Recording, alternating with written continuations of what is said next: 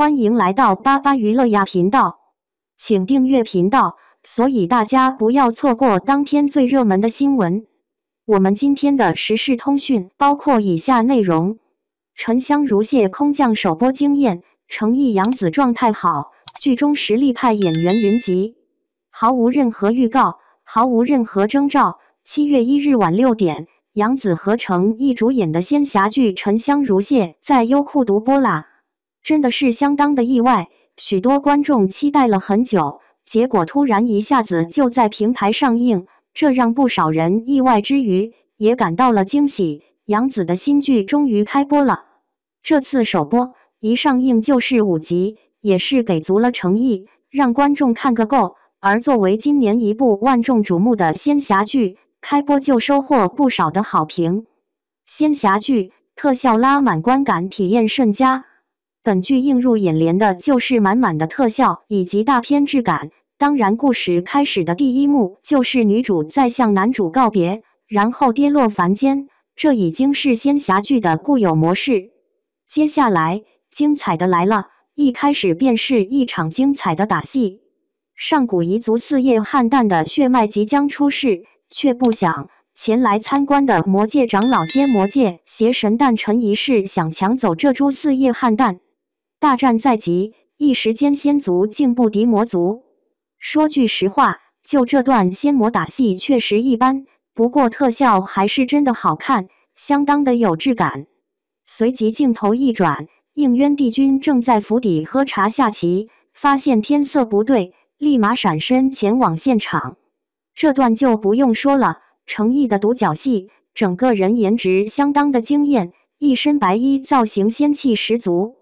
而后便是他一人独占一众魔族的打戏，全部采用空间感十足的特效制作，场面相当震撼。看到这，我想说，整部剧的亮点，一个是颜值，一个是特效。还没看到杨紫，别着急，接下来便是他的主场。初登场，他一身粉色服饰，显得十分活泼可爱，状态非常好。这时候他的身份只是一个小小的仙士，在北冥仙君那里看院子喂小动物。后来他竟意外发现了把藏书阁乌龟翻面的人，但却抓不住，而对面那人恰是应渊。这时二人的故事应该就快要开始了。只不过有了杨紫的剧情，这部剧突然变成了一部喜剧，非常轻松，这让我想起了香蜜沉沉烬如霜。总之看完5集，好剧，本剧非常不错，故事发展得很快，很期待后面的剧情。杨紫诚意状态好，剧中多位演技派，看点十足。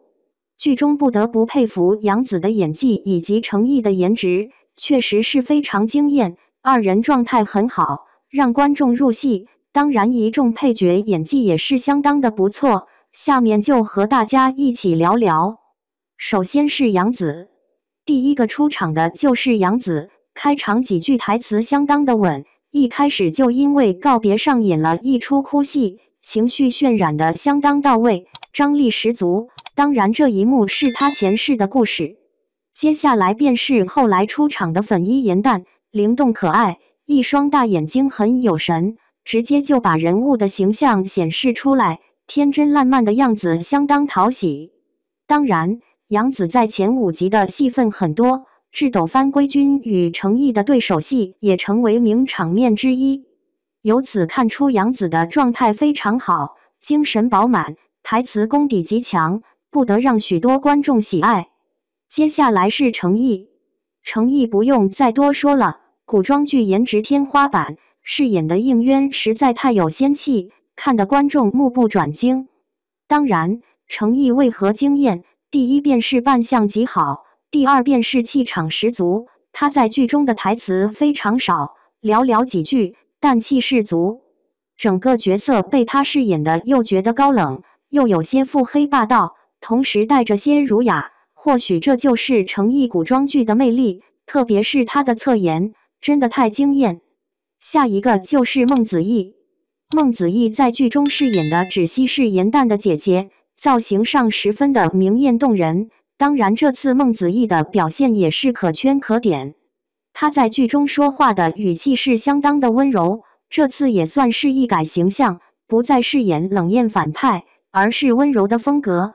接下来还有一位徐凯宁。徐凯宁在剧中饰演银灯仙子，是个十足的反派女角色，她在剧中的表现也是相当的精彩。首先，她是应渊的迷妹，那期待的眼神饰演的到位，当然，谁也不知她却是个刻薄嫉妒心极强的角色。先是斥责芷溪，嘲笑芷溪只是一个没有神级的小仙士，接星仪式上还故意把芷溪派到看不见应渊的地方。当然，芷溪在收集露水，还被他给抢，结果当着应渊的面假装生气。说实话，看到目前就觉得徐凯宁的演技很在线，那张脸、那个眼神，还有说话的语气，完全就是个女反派形象。当然，还有一位是何中华。何中华在剧中饰演的是北冥仙君，一身白色服饰，武器竟然是一把扇子。而他的爱好竟然是养鱼个下棋，看来本剧中是个喜剧角色。他的出场也让很多观众感到惊喜，毕竟剑神依旧是帅气不减当年，就连打戏的部分也还有几分当年的样子。此外，他与杨紫有一场戏还是表现得很不错的，就是颜值蛋向北冥告状，北冥让颜值蛋给他下棋，何中华的表情也是相当的有喜感。非常不错。当然，剧中还有许多古装剧老熟脸，就不一一列举，大家自己到剧中看一下，会有惊喜。总结：意外空降，表现惊艳。沉香如屑突然在7月1日晚就空降独播，相信这是很多观众没想到的。